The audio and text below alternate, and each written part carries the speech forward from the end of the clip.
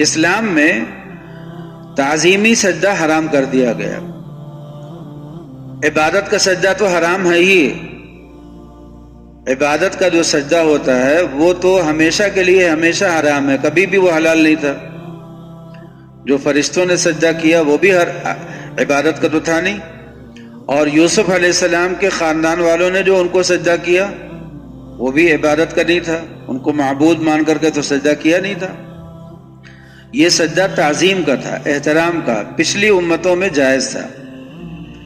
اپنے کسی پیر کے پاس لوگ جاتے تھے یا نبی کے پاس جاتے تھے یا بادشاہ کے پاس جاتے تھے تو تعظیم دینے کے لیے سجدہ کر لیتے تھے.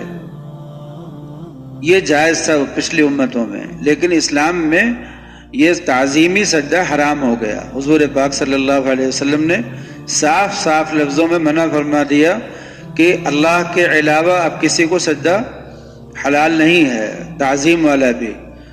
عبادت کا سجدہ تو کفر ہے، شرک ہے، لیکن تعظیم کا سجدہ بھی حرام ہو گیا.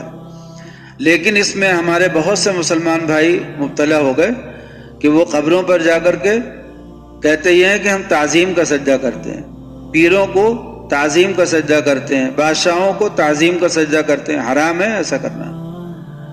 یہی تعظیم کا سجدہ کب عبادت کے سجدے میں تبدیل ہو جاتا پتہ نہیں چلتا. چنانچہ ایک نسل جو ہے وہ عبادت تعظیم کا سجدہ کرتی ہے، اور ان کی جو اولاد ہے وہ کیا کرتی ہے؟ وہ عبادت کا سجدہ کرنے لگتی ہے. وہ پہلی نسل جو ہے وہ مانگتی ہے اللہ سے اس بزرگ کے حوالے سے، اور جو دوسری نسل آتی ہے وہ کیا کرتی ہے؟ وہ بزرگ ہی سے مانگنے لگتی ہے، وہ پیر ہی سے مانگنے لگتی، کہتی کہ اے خواجہ دے دو، اے خواجہ عطا کر دو، اے فلاں عطا کر دو. تو وہ خواجہ ہی سے مانگنے لگتی ہے. کتنے لوگ ہیں جو حضور پاک صلی اللہ علیہ وسلم سے مانگتے ہیں، کتنے لوگ ہیں جو پیروں سے مانگتے ہیں، ولیوں سے مانگتے ہیں، کتنے لوگ ہیں جو بتوں سے مانگتے ہیں. ان تینوں میں کیا فرق ہے؟ کوئی پیغمبر سے مانگے، کوئی فرشتوں سے مانگے، کوئی چاند سورج سے مانگے، کوئی بتوں سے مانگے، ان سب میں کیا فرق ہے؟ کوئی فرق نہیں ہے.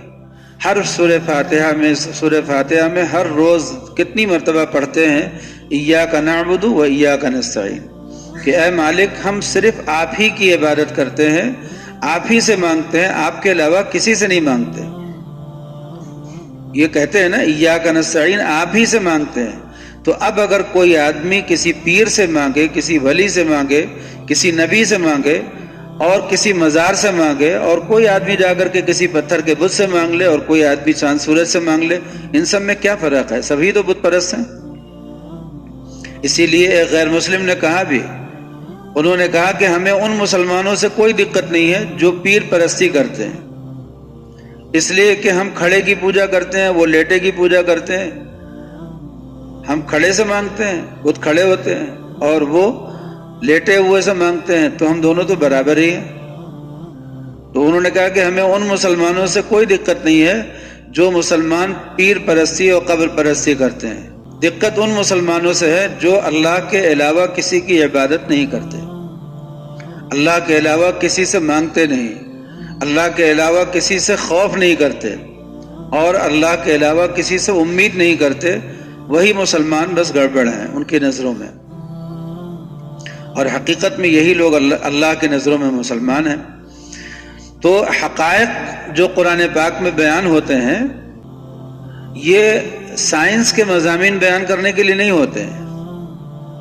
حقائق کا مطلب ہوتا ہے کہ اللہ جب بھی بیان کرے گا تو حق ہی بیان کرے گا نا، اور جب کسی چیز کا تذکرہ ہوگا تو حقیقت ہی کا بیان ہوگا. اس لیے جب لوگ سائنس پڑھنے والے لوگ تلاش کرتے کرتے آئے کہ اچھا ہم نے یہ تحقیق کر لیا ہے، دیکھ لیا ہے، قرآن پاک میں آ کر کے دیکھا تو دیکھا کہ وہی مضمون تھا، تو آپ کہنے لگے کہ قرآن پاک میں تو سائنس کے مضامین بیان ہوئے ہیں. قرآن پاک سائنس کے مضامین بیان کرنے کے لیے نہیں اترا ہے، اور قرآن پاک طب کے مضامین بیان کرنے کے لیے، علاج معالجہ بیان کرنے کے لیے نہیں اتارا گیا ہے.